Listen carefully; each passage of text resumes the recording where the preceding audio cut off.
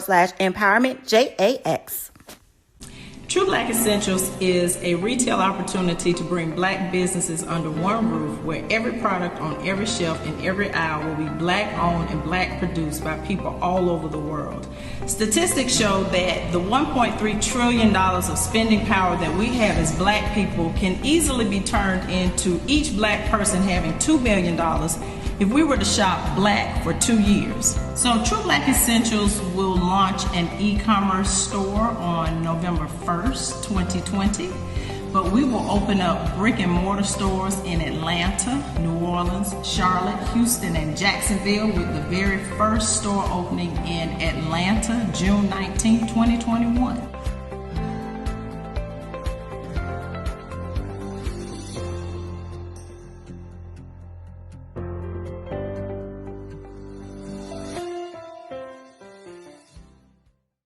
It's never too early to plant the seed, to share the tradition, and instill a sense of pride in your HBCU with your little ones.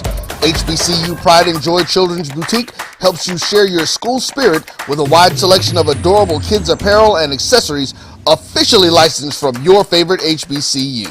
Visit hbcupridejoy.com and follow us on all social media at HBCU Pride Joy on Facebook and Twitter. Sugar Chateau Desserts is a specialty bakery located in the Charlotte, North Carolina metro area. We will create delicious and one-of-a-kind treats for any occasion. Sugar Chateau is currently shipping cakes in a jar, offering a variety of different flavors in a single-serve container that can help you celebrate in accordance with social distancing. Place your orders today by calling 803-526-7895 or visiting sugarchateaudesserts.com. This is the Dean of the College of HBCU Sports, Kenyatta Cavill of Dr. Cavill's Inside the HBCU Sports Lab with Mike Washington and Charles Bishop. Come mix it up in the lab where the course lecture is in session every Tuesday from 6 o'clock p.m. Central Standard Time on Facebook Live, YouTube Spreaker, or the BCSN app, as we discuss all things about the HBCU sports culture, including exploring the week that was in the sporting HBCU diaspora, as well as the upcoming week of HBCU sports. With me, the Dean, the College of HBCU Sports, on Dr. Cavill's Inside the HBCU Sports Lab with Mike Washington and Charles Bishop. Course lecture dismissed. Are you hungry for authentic Caribbean food like jerk chicken, oxtail, red snapper, shrimp, tofu, and rasta pasta? Well, find your way over to Mango's Caribbean Restaurant, 180 Auburn Avenue, right next to Royal Peacock in downtown Atlanta. Them belly full, but we hungry. Mango's Caribbean Restaurant, open daily from 11 a.m. to 10 p.m. And on Friday and Saturday, we're open till 4 a.m. Come to Mango's and put some spice in your life. So we've got a good thing going. Mango's Caribbean Restaurant, 180 Auburn Avenue, right next to Royal Peacock in downtown Atlanta. For more info or directions, call 404-698-3992 or log on to mangoscaribbeanrestaurant.com. For instant coupons, text MANGOS to 313131. Tell your mama hungry, papa hungry, brother hungry. Mango's Caribbean Restaurant, authentic Caribbean cuisines. Open up the door, tell your mama hungry. At Hampton Law, our primary goal is to provide non-traditional yet effective solutions and redefine the approach to client legal concerns. As your trusted legal advisor, we believe in sophisticated, personalized services that eliminate the confusion and complexity sometimes associated with legal matters. Our high standard for client care and concern, coupled with our extensive legal knowledge and skills, make Hampton Law a resource focused on the protection of the client's interest and overall goals. We value our clients and truly enjoy working with them. Visit thamptonlaw.com to conveniently schedule an appointment online.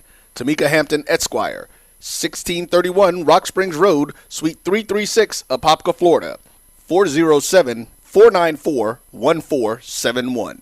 thamptonlaw.com. Let's face it, shopping for insurance can be time-consuming. That's why when it comes to your auto, home, and life insurance needs, make things simple and trust the experts at Allstate. They will help you get the coverage that fits your needs while helping you bundle your life, home, and auto policies. Bundling saves you money, sure, but it also saves you time. so you can enjoy the things that matter most even more. Contact me, Tammy Haynes, your local agent, for a free personalized insurance quote. Allstate, are you in good hands? It was a monumental game for A&M and Tampa. It was a monumental game. Somebody had to lose, and thank God it was them this time. We knew it was going to be a battle. Look at Jake Avis' record. 202 and 36, I think, some off-the-wall figures. And nobody would play him because they didn't want to take a chance of getting beat. But the truth of it is, over 46,000 tickets. Blacks were sitting in the east stands. Whites were sitting in the west stands. And the score wound up 34-28. The only thing we proved that we wasn't inferior, that we were not inferior, and we were not afraid. For one night, for 160 minutes, we was better than them. The human voice has always connected audiences with experiences. Major brands all across America have trusted Kever's voice time and time again. Conversational, powerhouse, intelligent, and sincere. That's the voice you need for your creative marketing process. KEAVERSVOICE.com. Kever's Voice, Kever's Voice, KeversVoice.com. Always on, all the time. The Cuvée Group is a Florida-based marketing and training consulting firm. We help businesses communicate to their target audience and engage them in conversation. We also help to expand their audiences, which will ultimately result in growth for those organizations. In addition to being a certified constant contact specialist, my colleagues and I are also certified in John Maxwell Leadership Principles. We use these proven principles to conduct workshops, training, and private coaching sessions for individuals and companies looking to take things to the next level. Contact us to schedule a free consultation. Issues today, don't delay, call Cuvée. 2-1.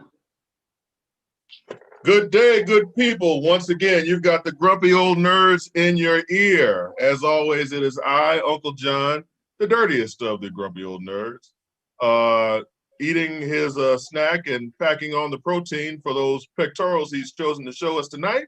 You've got the redhead assassin, Uncle DJ. What's up, DJ? What up, bro?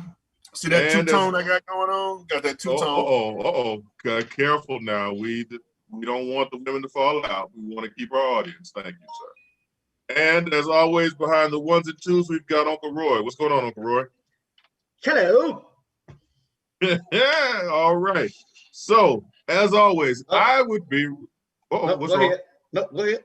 I would be remiss if I did not mention that there's a lot of DC hate on this particular show. Granted, it's all valid, but there's a lot of DC hate on this show because Marvel does what they do so well. Hey, Auntie Nicole, coming in late, just like a black woman. But we love you no matter what. But DC has continued to give us product that has been substandard, regardless of whether Marvel puts stuff out there or not. And it's made even worse by the fact that Marvel gives us product that has been very solid content, more often than not spectacular, sometimes a little bit below the bar, but overall, they get an above average grade. I have to say, though, that DC has impressed me with two shows on the CW that I've been catching up on. The first is something that if you are a fan of this show, if you've watched the show before, you know I scream on the mountaintop that we should be supporting Black Lightning much more than what we do. The storyline at this stage, season 4, which is the last season, is basically about a Black family that has been broke. Throughout the years, we've had a married, well, they were married but divorced, but a couple that was still in love who at one point weren't going to be together because of this Black man trying to save this city. But they somehow found each other again and fell in love again. And also a Black family with these two strong, independent daughters is something that we just don't see. Right.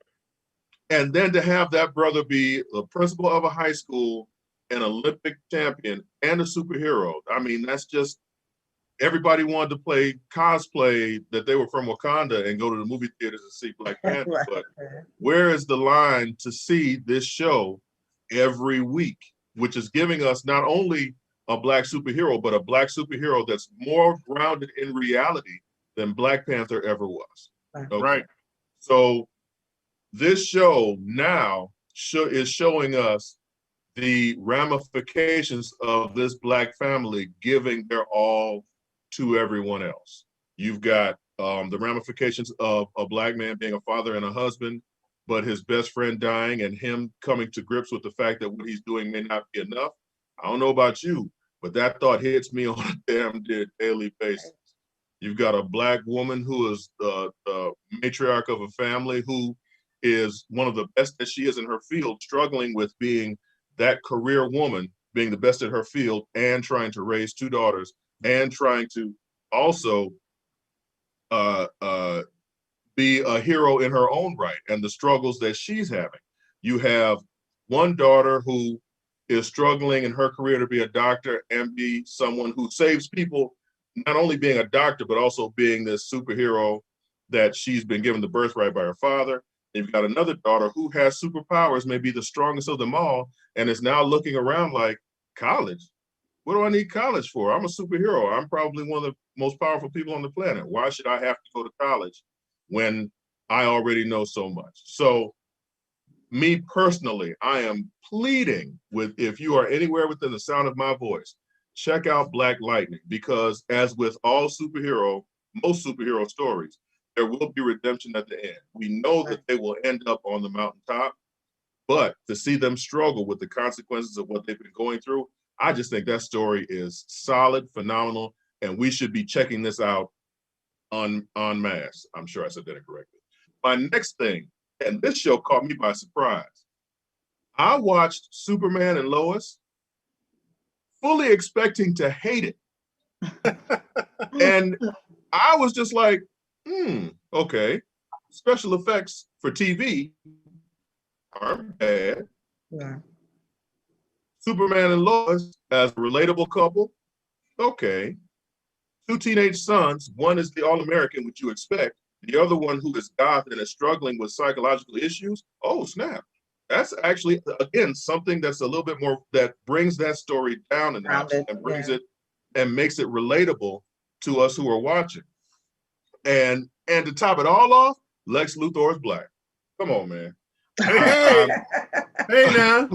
I mean, I didn't know that. I had no idea. It has a long way to go, but based off the first episode, I'm in. I have to say, CW, and what CW does is they give you these strong shows to start. They kind of trail off towards the end, but so far, Superman and Lois is giving me something that I didn't expect and that I'm enjoying. Now, the CW also gets subtraction marks for that damn Legends of Tomorrow, which is the worst. But we're not going to talk about that. We're not going to talk about the bad. We're going to talk about the good. And the CW has come out this season, has come out the gate swinging. So bravo CWs, bravo DC, bravo Greg Berlanti, who oversees all these shows. You've given us 2 shows so far that I have nothing but praise for. Okay. So Yeah. that's, oh so, Lord, here we go. I was gonna agree with you actually. I was happy to see the Black Lex Luthor. Yeah, I was. I didn't know anything about that. Oh. Yeah, I had been lobbying for that since the cartoon. So I wanted to be the Black Lex Luthor, but it's actually a different. This is a completely different take. You know what this reminds me of, John? It reminds me of how Smallville started out. Okay. When Smallville came out, it was a completely different retelling of the Superman mythos and the Superman's youth and all of that kind of stuff. Okay. And I think this is that part now. This is that thing that we've never explored. What was it like for them to have children? What was it like for them to be this actual family for Clark, Superman, and Lois? Mm-hmm. And so I am actually, with you on that. I'm surprised. I actually saw both episodes. They had another one came on last night. Okay. So I think it's a Tuesday show. So I watched both of them. And it definitely it's interesting to me what they're doing with it. So I'm really curious about that whole process. So now I do want to see, because they actually give you a little bit more about Lex. Nice. And so that's the thing that is definitely gonna make it interesting when you see that particular piece to it. And I think that's gonna give people like, oh, okay, so some of the stuff that happens. So yeah. Yeah, I'm Superman and Lois. Number one, the title is terrible, but I mean, there's only so many variations that you can do. That's why I never looked at it, because it just right, because you say Superman and Lois. Come on, please. Yeah. But I Auntie Nicole, I have to say that in spite of everything, and Roy, tell me if I'm wrong, the look of the show is fantastic. I mean, they've got I don't know what the special effects budget is, but it's got to be through the roof, because it looks really good. Oh wow. Well, you know what's funny is, and this is something that I thought about when I was watching it today, watching the second episode. I mean, well, okay, so who has the spoiler alert, because y'all should have watched at least first episode by now. If you didn't, right. Yeah, that's your fault if you hadn't. But the thing I think that actually helps them out the best with this, John, is that they moved it to Kansas, that it's no longer Metropolis. So you don't have to have a whole lot for the primary special effects with your the backdrop of the big city backdrop, all that kind of stuff. Yeah. So it makes to me it makes it easier. And you know what? And that's something else. Moving from Metropolis to Kansas is like, okay, why would I enjoy that? But it works for whatever reason. Yep. And you've also got the fact that Clark got laid off from the newspaper. Something else, again, that's entirely believable, because print news is archaic at this stage of the game. So why would they still need him? I just feel that Superman and Lois, just as a reimagining for modern times, is hitting the mark. And it's already been renewed for a second season. So I don't know where they are in terms of the shooting process, but they're now allowed to let the stories breathe and grow. Hopefully not at the snail's pace of WandaVision, but at least the new take that we're getting on this, and the fact that the sons are teenagers, and the sons, you don't cringe when they talk. I was watching an old, and DJ can appreciate this, I was watching an old rerun of Buffy the other day, and I was just like, wow, this show hasn't aged well at all. Oh, goodness. Just in terms of the high school, just the way they were talking, and it's terrible. But these kids, whoever the writers are, do a good job and the actors too, of portrayals of teenage boys, so that it's not too goofy, it's not too creepy. And the fact that one of them is suffering from emotional distress, again, just adds a little bit, a dash of realism to a show that is not close to being real at all. But I enjoy it. But John, something that you said earlier too, and I'm still going to harp on this. I'm still absolutely pissed off that Black Lightning is only getting 4 seasons. Well, to me, 5 should have at least been the minimum threshold. That's just my opinion. I'm sorry. I agree. And my feeling also is that they're going to try and rush this last season along to try and tie up all the loose ends and introduce the whole Painkiller series, which I'm not looking forward to either, but hopefully I'm wrong about that too. Are they running each episode like longer than they doing with like WandaVision and stuff? Like, is it just like 25 minutes or whatever? No, it's regular time. Okay, so that's good.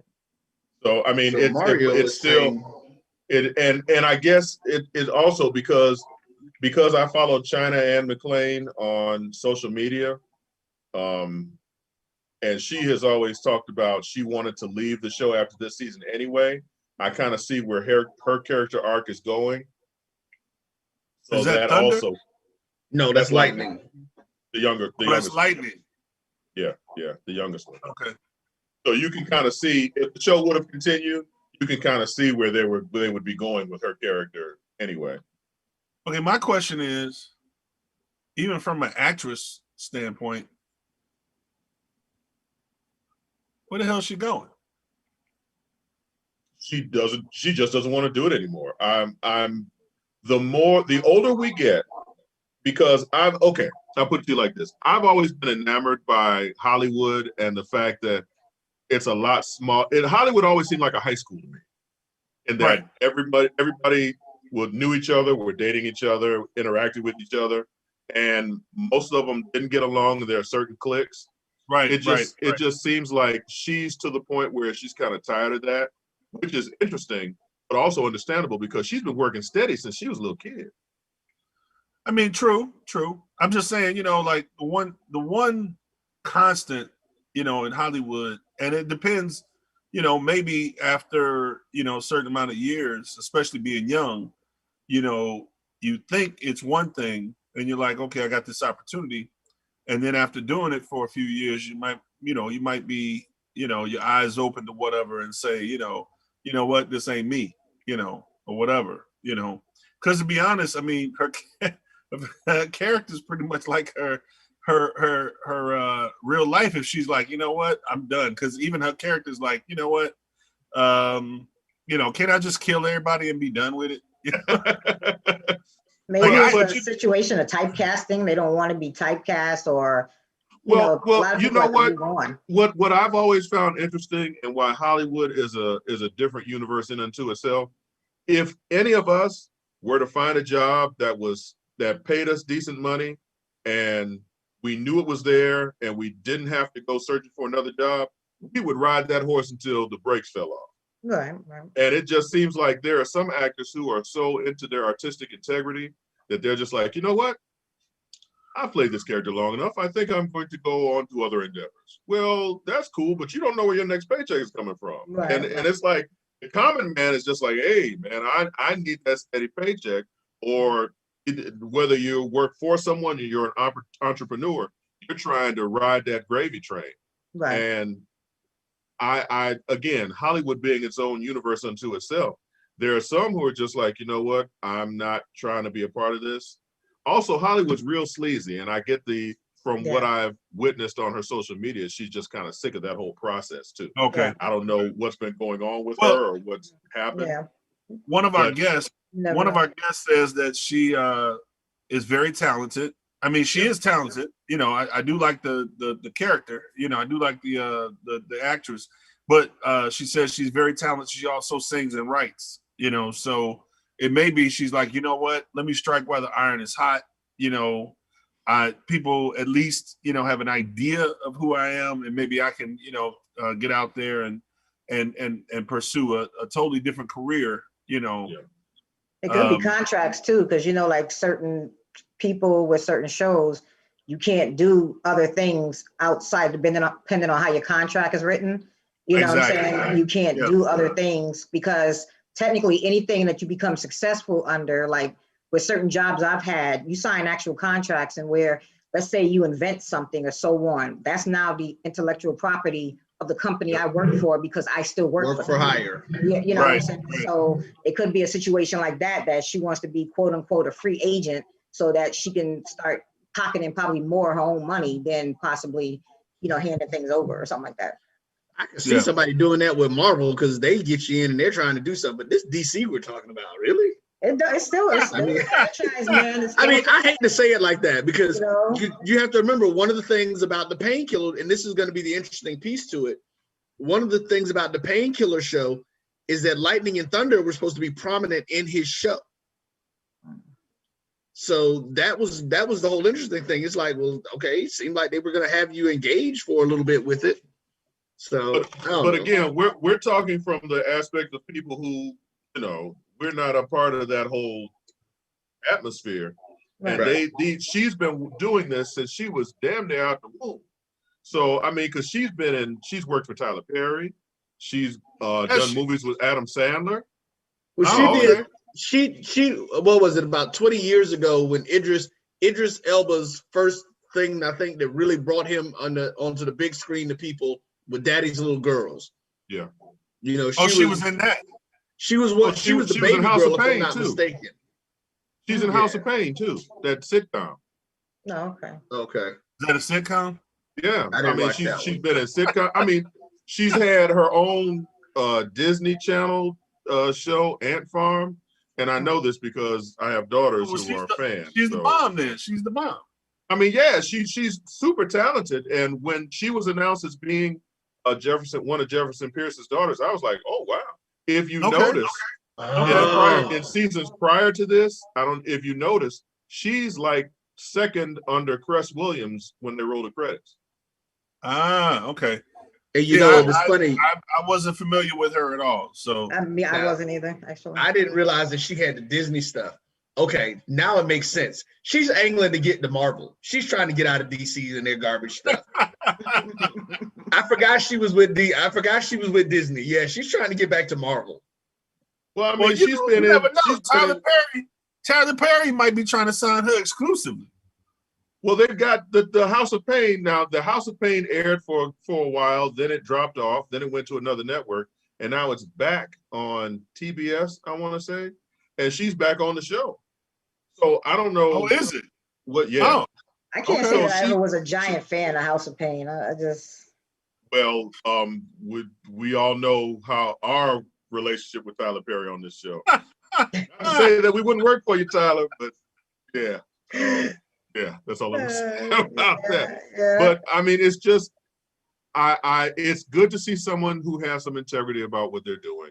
It's good to see a Black woman, especially a young Black woman, have the flexibility to do something like that, to be able to say, you know what, I'm gonna walk away and I'm gonna do something else. Good for her. More power to her. But I mean, don't bite the hand that feeds you, bro. You're down there in the GA. I mean, TP is a thing that's going. So, with your look, you could definitely be, somebody's, ex-husband, or I'm definitely the cheating husband in a Tyler Perry production. You're definitely gonna get beat down. I mean, you could get beat down, drowned in a pool or something. I mean, come on, man. I would either be the cheating husband or the funny uncle who dresses like he's straight out of 1972. So, I'd have to be the sedity neighbor. right. DJ, you couldn't even get on because you're too light. No. I come in as the guy who you should be with, but you don't want to be with because he and you don't realize until you see me at church in the last scene. And Roy is my twin brother in a Tyler. There you go. Yeah. Oh, Roy would definitely be next to you talking about, man, forget her, man. Right. Me and Roy both sitting on the porch watching the young people go by. Man, with bad wigs. Skirt on that girl is way too short. I can almost see her personality. No, with bad wigs, bad afro wigs. Oh my gosh. Oh God, let's not talk about the bad wigs and Tyler Perry. Ooh, okay. So again, Tyler Perry, if you're watching, I know you're not. All of us are for hire. Oh, yes, indeed. Oh man. This Friday is the last episode of WandaVision. Yes. We have been through 8 episodes of them kind of meandering along. Yeah. They've given us hints. They've given us red herrings. They've given us some stuff that turned out to be true. They've given us some stuff that we don't know if it's true yet. They've given us big reveals that have not been revealed yet, but have almost. I mean, okay. I'm not speculating anymore because I'm sure everything that I've ever said is wrong. Like my big speculation that was Ultron was behind all this, and I still think Ultron has something to do with it. It could be. I could say DJ made a good argument, that day about Ultron. Because I mean, my thing was this, that I had even said I had a funny feeling there was 2 visions. I said that, and I said only because it didn't make sense with him not being able to survive outside the hex, and that's what made me think about it. So I could see Ultron being a portion of this. I don't know if he's going to be any kind of storyline at this point, because I mean, for all we know, WandaVision is this season and this season alone. Because really, it was just paving the way for Doctor Strange multi-universe. You know what I'm saying? So the multi-universe madness. So question, Auntie Nicole, question. So my question to you is, I'm not hip to the Scarlet Witch, but I'm saying, I didn't look. Maybe you guys already looked to see about the, what do they call it? The I forget what they call it, level 4 or Phase 4. Nexus. Okay, phase 4, right? Phase 4. So is Scarlet Witch in phase 4? They don't really. I didn't see anything with her. I don't know if I've seen anything with her having her own show type of thing. No, this is it. This is it. We're in. She started off phase 4. WandaVision was the first thing in phase 4. Okay. But she's going to be. They said that this is not going to be the last that we see of her. So no, she's going to be in other programs that they're going to have, whether it be movies or other TV shows. From what I understand, she's definitely going to be in a Doctor Strange 2 movie, and possibly some other stuff. And that's only because once they introduced the multiverse, I mean, pretty much they kind of answered that for us in episode 8. So by her being able to see herself, because that was her that she saw. When she saw the Mind Stone, and in her regular garb that she would have worn in the multiverse. So, I mean, I don't know, though. I don't think I've heard anything about other movies, but I heard definitely she's going to be in Doctor Strange. So here's my thought on that, too, because we have to remember Doctor Strange is 2 years away. I think there's going to be another season of WandaVision before they get to Doctor Strange's movie. But they're starting a new thing coming up, I think in May. In May, I can't remember which one it is, but there's another show starting in May. So no, there's Falcon and Winter Soldier starts in March, and yeah, they've got shows back to back. Right. Okay, that's right. Doctor Strange comes out next year, Roy, 2022. Oh, it is? Okay, 2022. So okay, well then that makes it. So they may not do another season of it then. They still fit in another season. So they actually put it out there that they thought this was going to be the only season. This wasn't really supposed to be a massive show. And honestly, I think it probably got a little more attention than they thought it was going to get. So, but this wasn't supposed to be a massive show. This was just a lead up until the very next thing. Marvel's kind of like, if you ask me, it's like sitting there, you know how you're supposed to not eat your cookies before dinner. They got to give you a couple of treats before they finally get to the big, to the big thing. You know what I'm saying? And that's what they're doing. Because to me, I'm actually looking forward to the Winter Soldier and so on coming up. You know what I'm talking about? Coming up. Let's be real. I mean, it's less than 10 episodes. That's not a major anything. Less than 10 episodes. But I think what happened is that the fandom. I don't know if they anticipated the fandom to be as big as it was, though. From what it seems. Because we thirsty. Well, we thirsty as hell.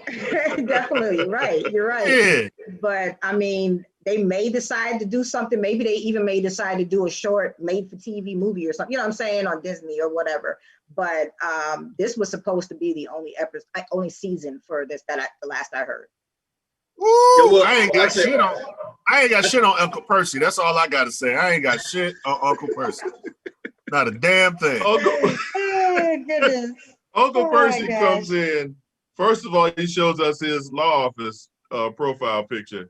And then he comes in, lounging in the booty chair, with the Pittsburgh Steelers blanket on. I can't beat Uncle Percy. Uncle Percy is the coolest guy that I know. You know what it reminds me of? In Malcolm X, where you see the brother, who's like running things, and then you see, help me with my arm, help me.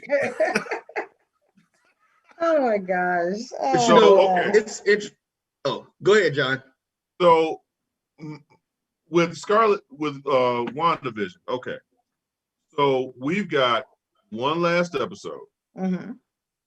Where do you think it goes? Because again, like I said, I'm done with rampant speculation because they give you so many directions that you can go. But if you were betting money, where is it going? I'm going to say there's going to have to be a showdown, of course, against White Vision and so on, and hence the word cataract, you know what I'm saying? Makes your eyes cloudy, all that whole 9 yards. So that's what we're looking at now. It was funny. I was talking with people about this, and a lot of people didn't realize, because remember when, you know, Hayward lied to Monica saying that she stole the body. She never stole Vision's body. And I think he expected her to bring him back to life when she came back in there, because he goaded her the whole time when she came to the to Swart. You know what I'm saying? He was pushing her, you know, saying all kinds of stuff to get her to act upon it, because that's what he wanted. But I mean, and that's, if you ask me, that's why they had Vision laid out the way they had it laid out, because he knew it was going to disturb her too. Because think about it, he didn't stop her from coming back. He allowed her to come back. Shoot, Monica, he had to come out to the front to let her in. You see what I'm saying? So it's the difference in what he's doing. And so he didn't expect that. But just like he said, all we needed was him for Vision to get close to the source. So he knew that drone, since it still had Wanda, was wrapped in Wanda's magic, he knew that was going to activate the White Vision. That's why you have them in close proximity. Now, inside, I get the feeling that there's going to be a showdown. And it's going to be a showdown, you know, of course, with Vision, is going to be Wanda. I'm thinking the kids are going to still be alive. I don't think they're going to die. They already are. They've showed some clips of the four of them in a fighting stance, like they're doing something together already.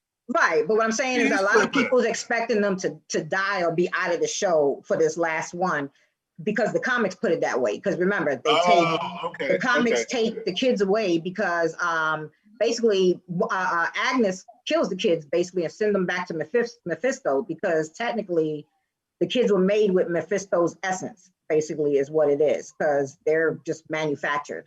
But I get the funny feeling that they're going to end up leaving the kids alive. They're not going to kill them off.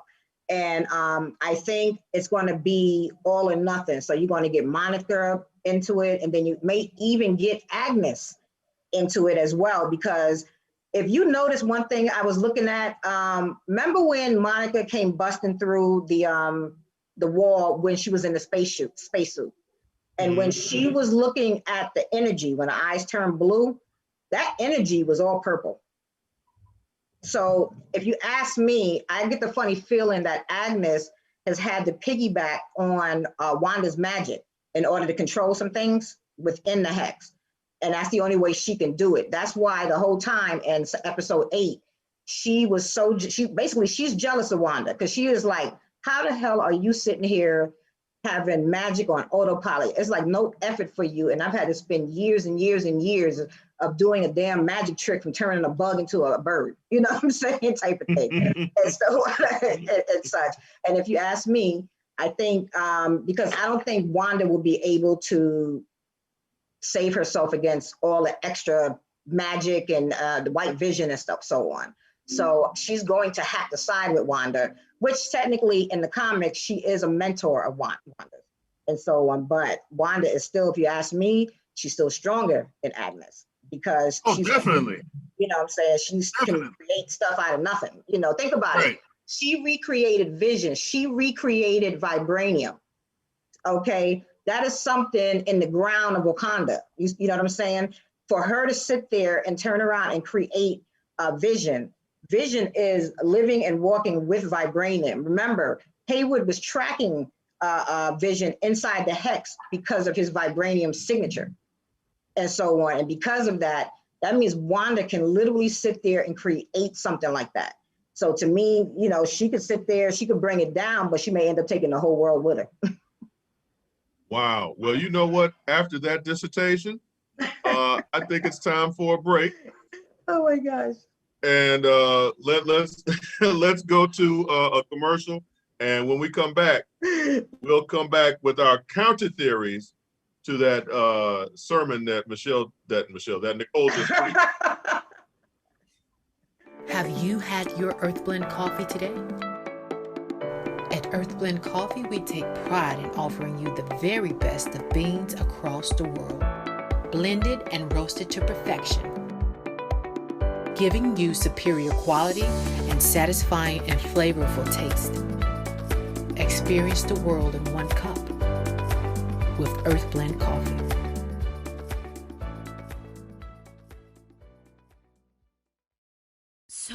Shop Velvet Online Women's Boutique to spice up your closet with trendy, unique looks. We have fashionable and chic looks at very affordable prices. Velvet Boutique offers free shipping all year long on all orders. Shop online at www.melvetboutique.com. That's www.melvetboutique.com. Like us on Facebook and follow us on Instagram. Shop Velvet Online Women's Boutique. Majesty is a premium health and wellness tea line focused on bringing delicious yet healthy tea blends to the community. Filled with an abundance of vitamins and antioxidants, we work to blend teas with exotic spices and fruits to produce scrumptious and wholesome beverages. So check us out at mymajesties.com. That's MyMajesties.com. My Majesties, an Urban Passport member. All right, we're back. One thing I forgot to mention that Uncle DJ just brought up, half the production budget has to go into the soundtrack for Black Lightning because the music they play on that show is spectacular. Uncle Percy, you watch Black Lightning? I haven't watched the last series. You mean the episode or the whole season? I haven't watched the whole season. Okay. Okay. Well, your enthusiasm for the show is overwhelming. Thank you very much for that. So John, okay. I actually have some alternate theories because and this is the one thing I think that maybe me and you probably agree on, and that I'm very curious about at this point. Okay. Because there are multiple questions and things that have been teased and dropped in that there really needs to be some answering for. Yeah, absolutely. Like, I still think that Agatha is not the main force behind it. And when you think about it, it could either be Ultron, it could be Mephisto, it could be Nightmare, it could be Haywood being one of the evil Skrulls. True. Remember, they're getting ready to come out with the Secret Invasion show. And so you're gonna have to have had, just like you've got those Skrulls who are the good guys who've been hanging around, there's gonna have to have been some bad ones in the mix too over the years. So that's gonna be the thing. I think one of the big things that really was teased that they didn't either do anything with, or they're gonna either wrap up using that scientist name, or the aerospace engineer. Yeah, that was the one that kind of upset me, that they didn't come out with that. Like, yeah. So the question is, Reed Richards, is it Blue Marvel? Are they going to introduce Blue Marvel? Are they going to introduce? I've heard the theory that supposedly, remember when Monica was a little girl and she was playing Uno with the little Skrulls girl, and so on. Supposedly that she's going to grow up and be the aerospace engineer that she actually knows, and so on. I don't know. I don't think I've read that as a comic storyline or anything like that. So that's kind of like random, but I've heard actually quite a few people sit there and say that they think that little girl may be an aerospace engineer, and that's why it's so hush hush, or so on like that. But see, here's my issue, and this is where I'm gonna get annoyed with Marvel. I'm still gonna watch their product because, let's face it, I'm an addict. Me too. We've got the question of the aerospace engineer. We've got the question of who's really behind what's going on. Right. We've got the question of where are the kids from and where will they go. We've got the question of do Monica's powers begin during the show, or will they hold off on that till Captain Marvel 2? What is Hayward and what are his true intentions? Yeah. It's I really don't want this show to end up being to become J.J. Abrams-ified. Right. And if you're a fan of J.J. Abrams, he will have a show that is a cultural phenomenon, and it's great, and it's going good, and the mysteries build, but the mysteries build to a point where you can't possibly pay them all off. It's plot There's holes. no Yeah, way tons of them. if 80% of the mysteries in this show are not solved on Friday, I'm gonna be pissed. Like I'm gonna do something, but it's still. I think it's unfair to the fans. Yeah, it To is. throw It so is. many red herrings and clues and Yeah. not give us true satisfaction. Like I was making the prom date analogy before, but before we got on air, but I mean after a half hour, 45 minutes on Friday, by the time the Somebody's credits dress roll, better be up. that prom dress better be up over your head and them drawers down by your ankles. Oh my God. Damn. Oh my Now, God. actually, you know what? Damn, Governor Cuomo. Oh. John, you just said something about J.J. Abrams. I actually had a thought process, and I think was J.J. Abrams, or no, it was Josh Whedon that you said was the one who always has the tragic endings and stuff, right? Yeah. With lovers. You know, we never did, I don't think, and I think it's because the show, we were on that hiatus. We never talked about the ending of Agents of S.H.I.E.L.D. And that Fitz and Simmons ended up together in the end of Agents of S.H.I.E.L.D. They survived. Their love survived through space and time. So let's take a little sidebar. You're right, Roy. We never did get a chance to talk about this. So Nicole, were you a fan of Agents of S.H.I.E.L.D.? I was up until my schedule changed, then I couldn't be. You sounded a lot like Uncle Percy right now. I got to work, man. Gotta work. I get on call and I gotta be on call. So sometimes it takes me away. You know? No, that's true. That's true. But I have to say, so let me say before I go into that, let me also say that Marvel took what I feel was its weakest link in terms of their content programming, which was the shows on ABC and the shows they had in the show Runaways on Hulu. And they basically said, you know what?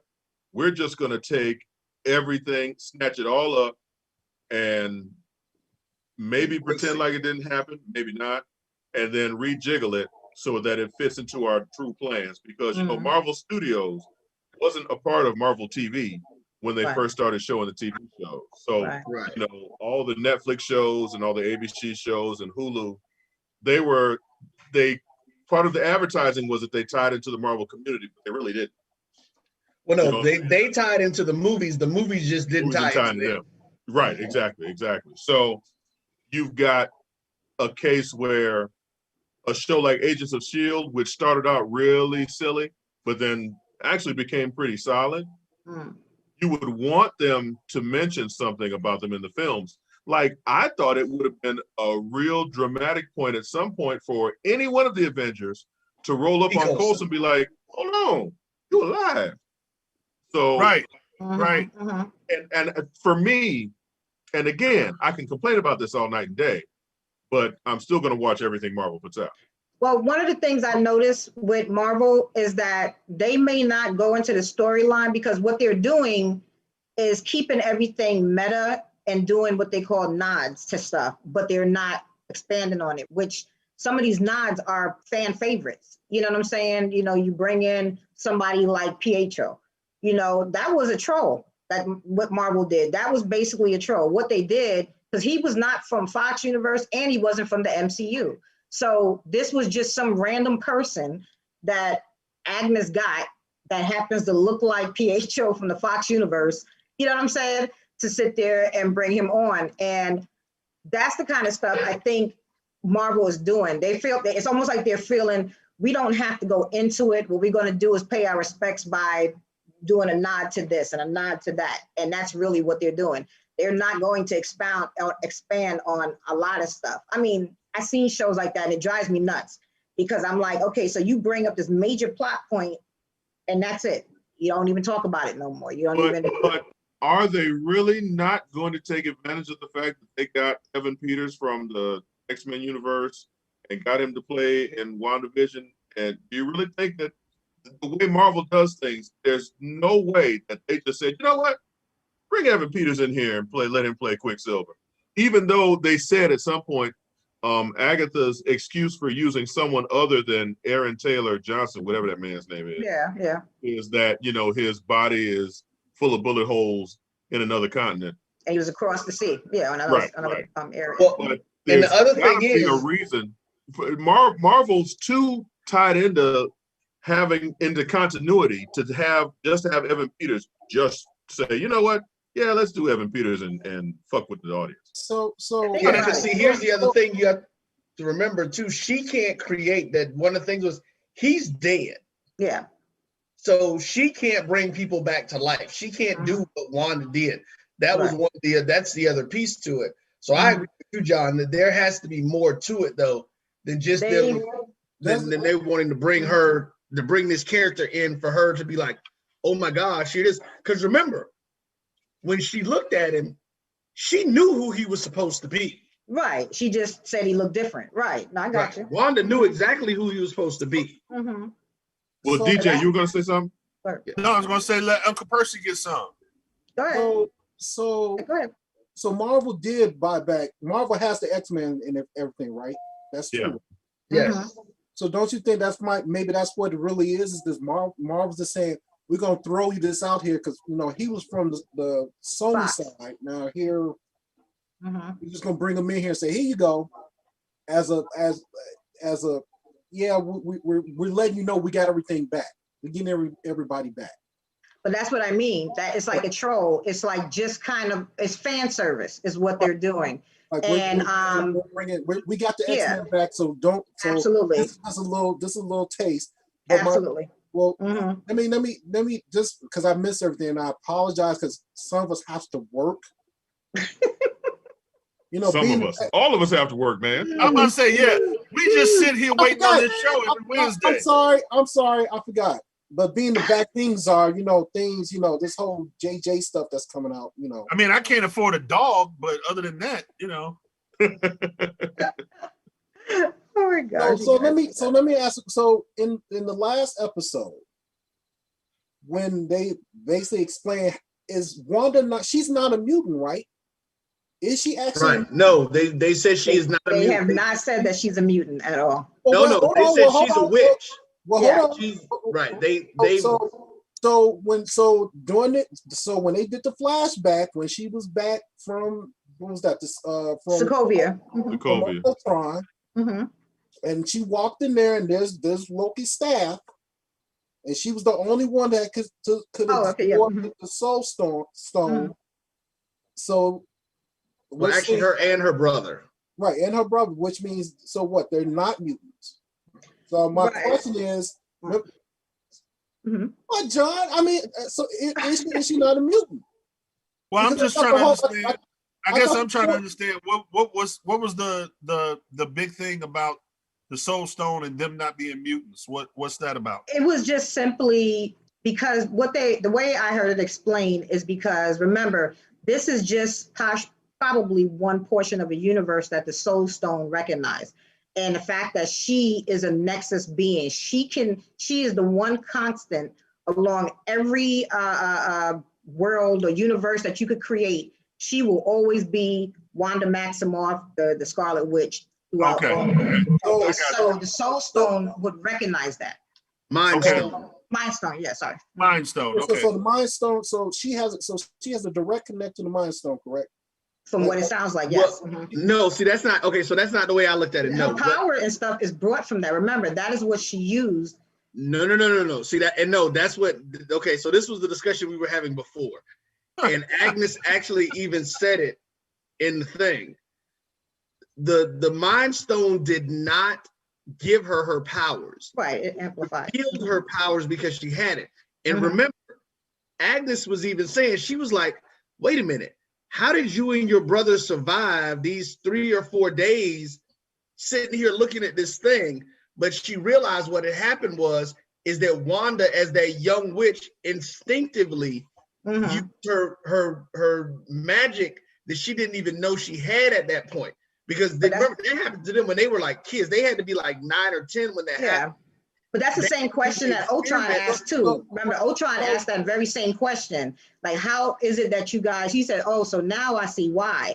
because Ultron instinctively that they had powers, because he even asked them, how is it that everybody else died and you two are the only ones that survived? That was a direct question from Ultron himself. Right, and that was kind of that was them setting up the fact you were looking at them going either one of two ways, either that they were going to be mutants or that they were going to do what they did in WandaVision, which knowing Marvel, that's probably what they were setting it up for, was that her chaos magic came in from that particular perspective. So, but remember, it chose her. It revealed itself to her. So basically, to me, if you ask me, it recognized that she is this Nexus being. You follow me? Because why else would it show her herself? The vision she had in her eyes, which showed like a woman with the horns and stuff like that. That was her coming down with her crown. That was the vision that she saw in her eyes through the Soul Stone. And when she missed that piece. When she I missed that shit too. Yeah. No. When she was there and they was the Loki staff had the little blue stone popped off and came to her, and when she touched it, it exploded. And remember, it was blowing back on her, and then in her eyes, you can literally see it. They made it very prominent.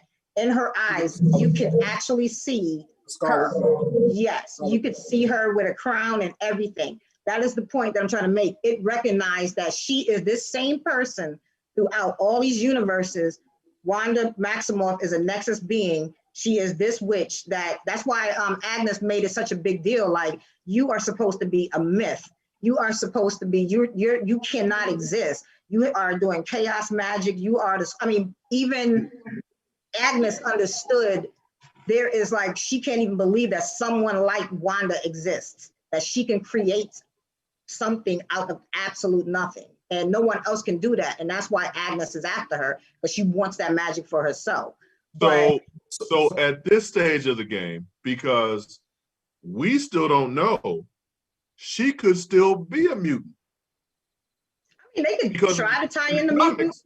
In the comics, they could try. There's a mutant who also can control chaos magic.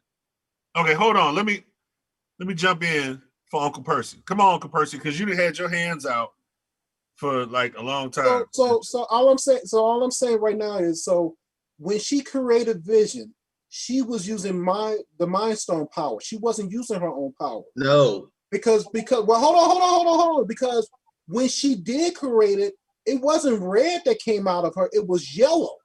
Right. That's the Mind Stone. So my question again Uncle Percy coming with receipts. Come on, Uncle Percy. So my question again is, do she have a relationship with the Mind Stone? Is Vision to her is the Mind Stone? So she's been related to it the whole time, right? Yeah. Right. So my theory is what's going to happen is it's going to be a battle in this next episode. It's going to be a battle against Vision and the Great Vision, and I got a strange feeling some way somehow the Soul Stone is going to either merge those two together. The Mind Stone. The Mind Stone. Whatever power Wanda has left, right. or I don't know. I still say her brother's Loki, and something's going to happen in this next episode that's going to throw us all off. But I wouldn't be surprised. I agree with that. I wouldn't be surprised if Pietro is Loki. I can agree with that. Definitely has something to do with it. That's it. I'm done. Well, back to you, Uncle John. There you go. Well, I can't see them having the little piece after the credits where Quicksilver, whatever, shows up next to Monica. Right. And we haven't even seen, there was no Monica in the whole next episode. Like, we just got that little snippet that she opened up the barn door, whatever you call it, Yeah. And then Quicksilver taps on the shoulder, and then that's it. So there's got to be, we got to have a resolution there somewhere. Well, I was hearing also that it's quite possible that the Quicksilver, maybe at some given point, she's no longer controlling him. So it could very well be when he did that scene, he was snooping himself. You follow me? Trying to understand what's going on at this point. She never did control him. No, she did control him. Yeah. Remember when Agnes was. Yeah, that's what I'm talking about. Yeah, that's what I'm talking about. Yeah. Okay. And it could be at this point when he saw Monica. I mean, for all we know, her powers can't hold on to you as long as how Wanda's can. You see what I'm saying? Like, she doesn't have that kind of control and so on. So it could very well be that Quicksilver is now in and out of trying to understand, why am I here? Because remember when he was talking to Wanda and she was saying, like, you know, why do you look like this or so on? And he was like, man, he says, everything's fuzzy a bit, you know what I'm saying? And he couldn't even remember anything else. This is why it ties into the fact that he is not Pietro from Fox or anything like that, because he's kind of almost like Vision. Just he can't remember anything else prior to West, you know what I'm saying? So if you ask me right now, it could very well be that he's just now some guy trying to figure out what the hell is going on. But I mean, I don't see anything massive going on at this point, because I think that was just simply a nod by Marvel to show Quicksilver. You know what I'm saying? It was like I said, it was a fan service type of thing. I mean, I could be wrong, don't get me wrong, and so on, but just the way they explained it, it didn't seem like he was going to be that big of a deal. They just explained. But I can see what Uncle Percy's saying, though, because I can see it being Loki with his show getting ready to come out. Right. But let me say this though, and all kidding aside, I think that would be really jacked up if Marvel did all this and there's no big payoff for Pietro. You know what I mean? Just because there's trolling and then there's just mean-spirited. There's, you know what, and you come to a point where you see this character and it's just like, oh, okay, well, Marvel now has control of the X-Men. They're bringing the X-Men characters to the universe. All right, cool. Right. But and in the essence of storytelling, you want there to be a payoff that is satisfactory. Of course, absolutely. You know what I'm saying? So absolutely. I can't see, like, if Pietro is Loki, okay, that's kind of something. If Pietro is from the Fox universe, woo. If Pietro is just not explained at all, that's really not cool for Marvel. And again, I'm still going to consume their product. Right. But I'm just not feeling, if there's no payoff, there are certain things I need to have paid off. And you're right. Pietro has to be paid off. But think about it, they still haven't even paid off on the daggone, what is it, the aerospace engineer. You know, just and that's something else that has to. No, you're right. That's something else that has to be paid off, because there's been such, and Marvel knew there would be speculation about that. Absolutely. So there has to be some type of payoff for that. So let me ask everybody this: what has to be paid off for you? What is something that absolutely has to be answered on Friday?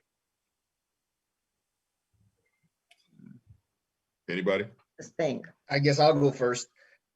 The one question that I do want to know is who is the actual, well, it's kind of two parts. Who's the main villain, or who's the main person behind all the stuff, or who Haywood really is? Because I honestly don't think that he is just some guy. Like, I don't think that he's just some guy who wanted to build this weapon. To me, he's either got to be Mephisto or Nightmare, or he's got to be a Skrull or something. I need something on that level for him. Okay. Nicole? I'm going to say that, and this is probably not even going to show up, but it would be nice if they actually brought up a little bit about Monica's backstory, just a hint of it, because in the comics, they gave reference that her boyfriend or some interest is actually Blue Marvel. So that could be why he's coming up as the aerospace engineer as well. Because what is his name? What is his name prior? That's not outside of Blue Marvel. What's his name?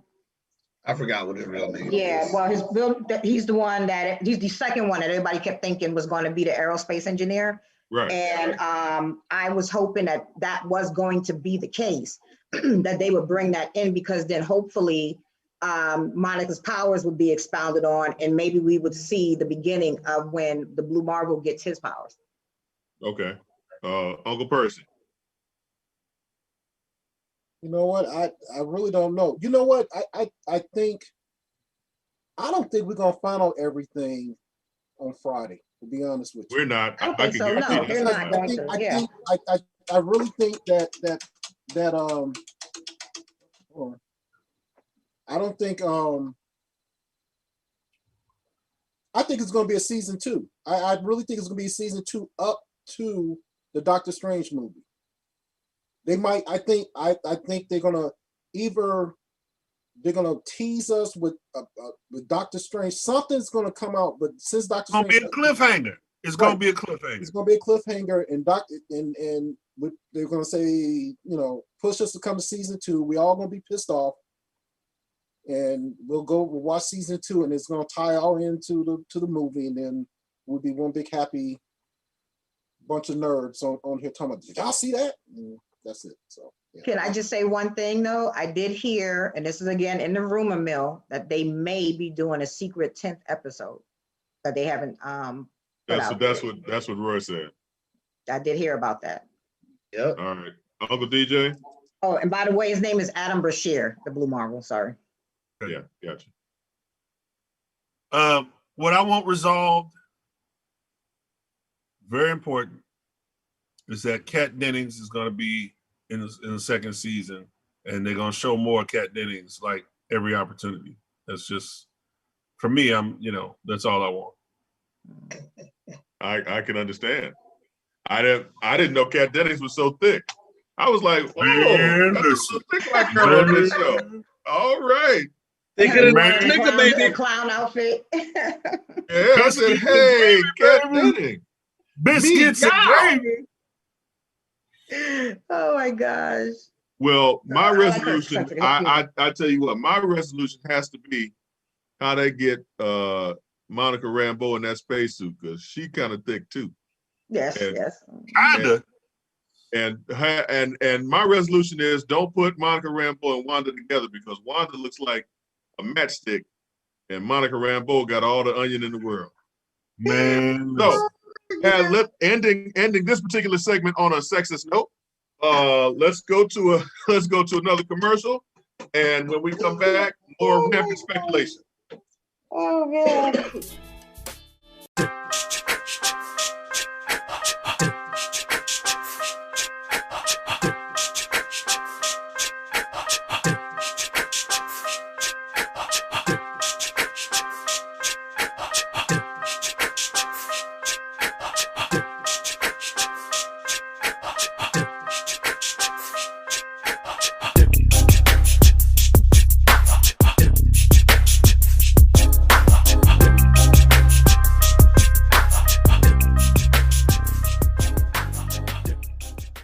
I'm attorney Clinton Paris, and Tampa's my community. I grew up here, went to school here, and my wife and I make our home here. What makes Tampa special are its people. So when I represent someone injured in my community, it's personal. Call my office and speak to a real lawyer and not some referral service. I will fight the insurance companies to get the settlement that you deserve. At the law office of Clinton Paris, we take the pain out of being hurt. Q Time is our classic Atlanta soul food restaurant located in the historic West End. Q Time Soul Food is a family business started by Fred and Christine Crenshaw. Come on in, relax, and sink your chops into our tantalizing, mouth-watering, distinctive soul food with a twist, the Q Time way. 1120 Ralph David Abernathy Boulevard, or call your order in at 404-758-2881. Do you miss your mama's cooking? Then come on down to Q Time, an Urban Passport member. This is Brian Fulford. AD Drew and I are co-hosts of the BCSN Sports Wrap. We talk about all things related to HBCU athletics. From the games, teams, coaches, and fan interest stories, we cover it all. You can find our shows on Facebook at BCSN Sports Wrap, YouTube at MyJBN Online, and everywhere you listen to podcasts like Anchor, Spotify, Google, and Apple Podcasts. You can also find the show on the Jericho Broadcast Network's app. make sure to download. We look forward to you joining the conversation and being a part of the show. 3. We are back. Okay, so yeah. So I'm gonna take this opportunity to give Auntie Nicole the opportunity to talk about any male member of the Marvel Cinematic Universe and how fine he is. Go for it, girl. Go for it, girl. Monica Rambeau's butt. Even if it's Idris Elba, you know, he'll show up in the Marvel Universe. I mean, he is in Marvel Universe. He's Heimdall. Yeah. I mean, but Heimdall, you don't get to see anything. And I mean, you know, he's covered up. He's got a helmet. He's got, you know, it's not like, you know, you get to enjoy the look at least and stuff. You got light eyes like I do, but you know, that's about it. So you don't want to talk about Thor or Captain America, any of these impossibly buff characters? The only person that I actually even remotely thought was pretty attractive, of course, as you know, would be what's his name from Hawaii? No, Aquaman. But Jason Momoa. Oh yeah. Jason Momoa. Yes, that would be. Everybody loves Jason Momoa. Yeah. You know, but other than that, I would like to see, because they was talking about Adam Brashear, Blue Marvel, and it would be interesting to see who would play him, because they would have to have the stature of Blue Marvel, like, you know what I'm saying, a little beefiness and stuff. So it would be interesting to see who, if they do bring him into the MCU and finally, you know, bring him on a screen, that would be kind of nice to see who they would get for that. You know what? And the thought has just occurred to me. People have been raving about WandaVision, but one of the biggest issues that we've had with Marvel and the TV series is that none of the villains, well, the movies too, to an extent, none of the villains have really been up to par to the heroes. Like Killmonger, Thanos, Kingpin are the only ones who I can think of who were villains that Are you serious? Yes. Are you serious? Come on. Well, give me 3 more. Give me 3 more. Okay. Red Skull? Red Skull is awesome. Red Skull is awesome. Yeah, they jerked him around, only having him in one movie. I agree with John on that one. He's the keeper of the Soul Stone. That's not a villain thing. That's not a villain. He's the keeper of a Soul Stone. Villain in Captain America. He went from a villain to a doorman. Okay, I didn't pick him. He's not a doorman. He's a guardian. That is a well-respected, glorified doorman. You have to actually kill somebody or someone like that in order to even get the stone. So that's pretty. Right. All right. You know. I didn't pick it, but you know, okay. First of all, and I forgot the actress name, and it's in my head, but she was fucking kick ass in Ragnarok, the sister. Hela? Man, listen. Yeah, I thought she was good. She was bad ass. She was bad ass. Oh, come on. It's John. all of this subjective, sir. Please. Okay, let's all take right, the case. fine. What about Kang the Conqueror? That's coming out soon, and isn't he? I'm talking about that we've seen so far. Oh, okay. First of all, okay, we did okay. What's Loki is an asshole, but his he's just like a troublemaker, though. The guy, right? But he's still a villain, and I mean, when it comes down to it, who can play this guy better than this guy? You know, I mean, oh my god! Even the funny times when Hulk beat the shit out of him, he's like, No, Hiddleston was probably one of the perfect castings that they did for me. I think that was fantastic casting. Oh my god, he did a great job. A villain doesn't always have to be the most evil motherfucker on the planet, but But a villain has to be compelling, and Killmonger was compelling. Killmonger is the shit. Thanos was a compelling villain. We got this nice little smiling. Just by the way, we got this nice. Okay, you're back. Now we had this real nice smiling little picture of you. It was really cute. You had your hair like this and shit. It was real cute. You know. No, go ahead. We gotta get you some Wi-Fi. Yeah, I know. So I still say that Marvel's weaknesses are their villains. They have yet to give us a villain who really just is emotionally ties you in and just rips your heart out at the end. That was Thanos. That was No, I'm saying, I said of all the Marvel products that they've given us, all the Marvel products they've given us, we've only had 3 for real. 3 for real. Thanos, Killmonger, and Kingpin. Well, actually, you know what? I would add one more in there. I would add one more in there. I would add Black Mariah in from season 2 of Luke Cage. Yeah. Oh my God! Yes. Oh, was she be cool? Even more than to me, even more than King. Alfred Woodard should have gotten she should have gotten an Emmy for that season. And that was so unexpected because you did not expect Mahershala to go out like that. And she beat the ever loving shit out of him. Yeah, okay. Right. That Alfred, I would add her into that list. Alfred Woodard. Yeah, that was dope because she went from trying to avoid her past and her family's legacy to fully embracing that shit. Right, to fully embracing it and just going out like that. But I say this to say, I bring that up to say, the villain for WandaVision is going to have, because I don't think Agatha is the true villain.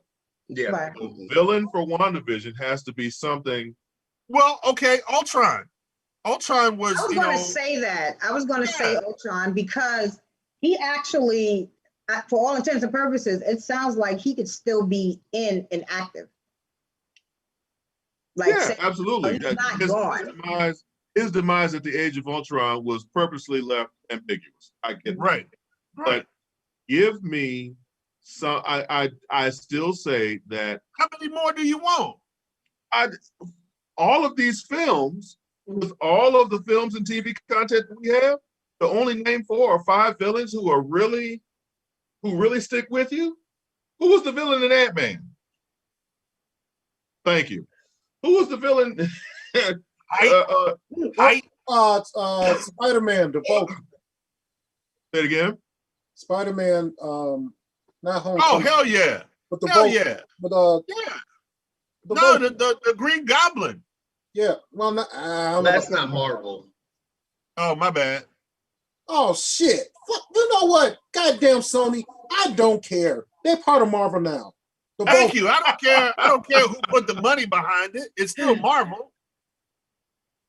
Oh my gosh. You can't just say it's not Marvel characters just because somebody else put money behind it. So let me ask you guys this then. Let's put this one on. If Mephisto is behind all of this, who would you say would play the best Mephisto?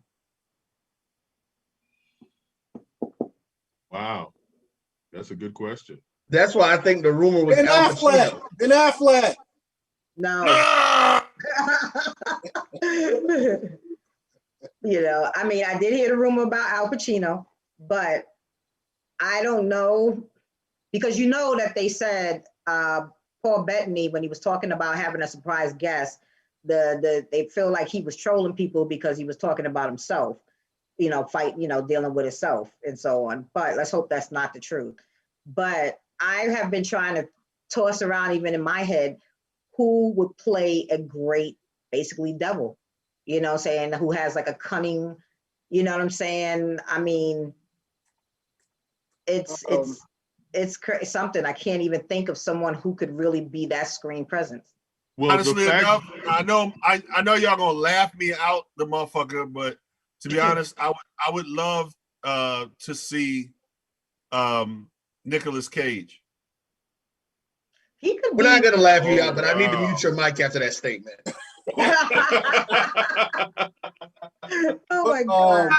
What's Tay? Like the Hulk. I think he'd be a good one. Edward Norton. Yeah, he probably could pull it off.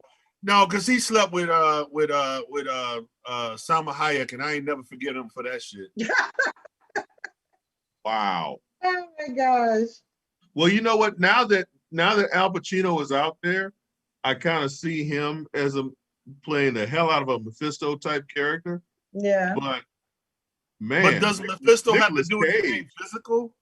Nicolas Cage, man. I think Nicolas Cage would be a good cinema Dude, gold. Nicolas Cage would rock that shit. Nicolas Cage would be cinema gold. I'm sorry, Roy. I mean, because Nicolas he's Cage. got that Nicolas Cage tried to be Superman. Nicolas Cage tried to be Ghost Rider. Ghost Rider. At least I'm so he glad ain't. the Superman thing did not work out. So he's already like Off? acquainted with Marvel. Did you see him in Face Off? How crazy he acted when he was trying to. Absolutely. That would be Oh, a listen, good pick. I That actually would like be- Nicolas Cage in movies. I'm a fan of some of his stuff. Like I liked him in Face Off. So what's the problem? What's the problem? I don't think he would be a good double. I mean, that's like, for me, that's like him playing the Superman. He was born to play the devil. Wow. No, you know what? I ain't gonna go there. Keanu Reeves would probably could do a good job too. That would throw it off. No. Too soft though. I don't think Keanu could do it. Like he's not charismatic. Like Nicolas Cage is charismatic. He is like in your face type stuff. You know what I'm saying? And you know, he's like a little bit of a jokester and yes. You know what I'm saying? I could kind of see Nicolas Cage. You know who I was thinking at one point, but they probably wouldn't mesh universes or mesh worlds or even companies. I was thinking Michael Keaton even at one point. Fuck yeah. Michael Keaton might. But he's already the Vulture. Yeah. Is he? Oh. Yeah, that's right. That's right. Ah, Yeah, he's shoot. the Vulture. Yeah. And I loved him in that movie. He was great. Mhm. Yeah, I But just thought that he is. I'm sorry. Now, you know what? I said Al Pacino, but the more I think about it, Nicolas Cage would kill that. Yeah. Nicolas Cage he'd be the right amount of crazy and the Mute right amount my shit. the right amount of subtle evil on top of the crazy. Yeah, yeah. Oh man. Like the that way would he be- does his eyes and everything. Yeah, and that his would be facial expression. spectacular. That would be a good because the only one I could come up with was Michael Keaton at one point because he has like almost like a sinisterness about his character sometime. But yeah, Nicolas Cage would probably be really good. That'd be interesting. Man, Nick, wow. Okay, now if it's anybody else other than Nicolas Cage, I would be disappointed. I just don't know if you think Disney would want to go that I guess go dark like that, like Save with the Devil and so on. I mean, quite honestly, the storytelling that Disney does in their movies even for kids can be kind of dark. But so I mean, do you think they could bring that in so that it's satisfying to the adults too? Well, to be honest, with the introduction of witchcraft, we're already kind of headed that way. Okay. So I understand what you're saying about Disney wanting to keep that mantle. Yeah. But if you bring in Mephisto, the amount of fandom that would go absolutely Oh, they would go apeshit. Absolutely. with Al Pacino or Nicolas Cage or whoever they bring in, you bring the right actor to bring in Mephisto, or I'll put it to you like this. Hulu was running a Marvel show called Hellstrom that starred, the character was Damien Hellstrom, which is supposed to be the devil's son. Oh, shoot. Okay. So, I mean, they've already gone down that road. Mm-hmm. Why not just say, to hell with it? Just, no pun intended. And just say, you know what, if we're going to do Mephisto, I mean, I think, like I said, I think that there is more than one bad guy. Mm-hmm. I still got money on Ultron. But it's not looking like it's all. I mean, but Ultron's somewhere in there. I keep you have to remember. See, hearing. that's the other thing, man. You got to remember about that whole thing. That has been set up because even they set that up even in Endgame when they were talking about the fact that, well, not in Endgame, but Infinity War, when Bruce was saying the fact that the Vision was an amalgamation of all of those people. So that means they were like, all of us are in him. Yeah. So Ultron was still in there. A piece of him or a part of him was still in there, but Vision was controlling him, or Jarvis, Vision, whoever was controlling him. Mm-hmm. So once they took some of that, took the stone out, maybe that was the thing that was the controlling piece. And this is what gave Ultron the opportunity to resurface. Mm-hmm. Okay. I tell you one thing. I did Google Mephisto because I just wanted to kind of see what he looked like. And there's way more than a few Evan Peters as Mephisto. Yeah, I seen people throwing that idea around. I did see that. More than a few. I've seen Evan Peters in American Horror Story, and he's played some crazy freaking roles on that show. I mean, he definitely has range and so on. But my only thing is that he seems, for me, it would play better with a slightly older actor. You know what I'm saying? Like, I don't know why, but he just seems to be too young. You know, Mephisto, being who he's supposed to be, could take many forms. No, absolutely. I get it. I'm just talking about screen presence. Like, Yeah, you know what I'm saying? I get you. But that would make sense that Evan Peters would be Mephisto. Wow, okay. Yeah, I've heard quite a few. Actually, you have a lot of theories going on about that. And again, that's why this segment is called Rampant Speculation, because everybody got an opinion about this nonsense. So I feel bad. I feel real bad because I just think I took Roy just out of this shit because he's just like, okay, whatever, man. You know, it's like fuck Nicolas Cage. Fuck you. You did. You said Nicolas Cage. Roy was just like, no, I'm gonna be your back. Oh my god, I'm going on a beer run. I just don't see. Just like I didn't see Nicolas Cage playing Superman. Mm-hmm. I don't see him doing Devil. Oh my gosh. I'm just like, eh. You know. But see, I just think reason why that makes a little sense is because Nicolas Cage has like a crazy about him already. You know, like his. I get that. You know, just he's so all over the place. It kind of fits. Yes. You know, Nicolas Cage is completely out of his mind, and that's what makes it fun. Yeah. But I believe that we've driven this car until the wheels have fallen off this particular car. So, but Uncle Percy's going to interrupt me and want to do something else, I'm sure.